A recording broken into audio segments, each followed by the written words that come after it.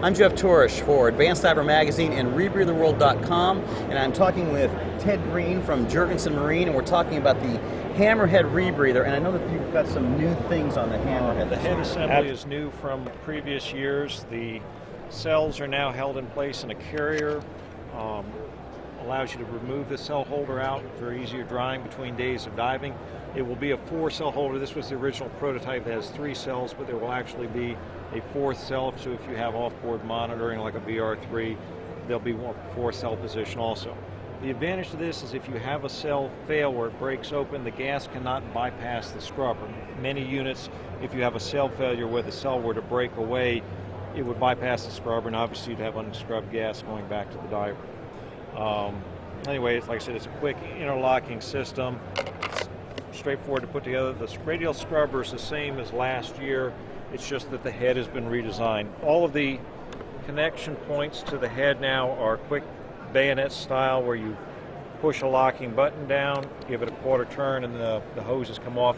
The hoses are indexed. All the connections are different, so you can't put the wrong connector. The Golden Gear BOV now is much smaller and more compact.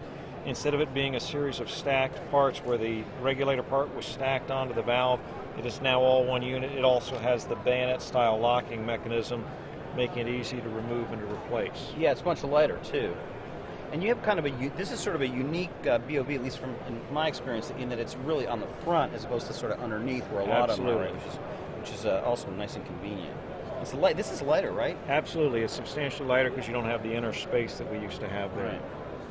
That's great. What about electronics? Anything new? Electronics this year, we have a new handset. The handset is 300% larger in display area than the preceding version. The characters are at least twice the size. It's still an LED display, but the background now is either red or blue with white lettering. So you can choose, if you're going night diving, to use a red background, which will be easier to view at night. The light level's also adjustable, so you can make it brighter, dimmer. This is actually a brighter display than OLED. In other words, the numbers will be easier to read during daylight viewing, but again, if you're in night diving or going cave diving, you can really dim it down to make it much more comfortable to view. The unit is IR and Bluetooth compatible, so you will now be able to control and program the handsets from your PC. You'll be able to go to Jurgensen's website if you want to. There's now a GPS built into the handset, and there is also a digital compass built into the handset. The GPS will not work underwater, but the idea is if you were diving in an area, let's say, that was fairly shallow and you were coming up to mark where the entrance to a cave was, you can basically hit a stroke on the keypad and log in the GPS coordinates of where you're at. All the GPS information will also be downloadable into the PC through the Bluetooth. And is this unit only compatible with the Hammerhead, or is it compatible with other? It's compatible and upgradable from all of the electronics that Hammerhead has made, all the rebreathers that Hammerhead has made electronics for. So if you have an Optima, for instance, there will be an introductory time period where you can switch your handsets to the new handsets. There will also be a new Diva that I don't have with me right here, but there'll be a new Diva that will also upgrade with the new handsets. Currently he's making the Hammerhead for the KISS rebreather.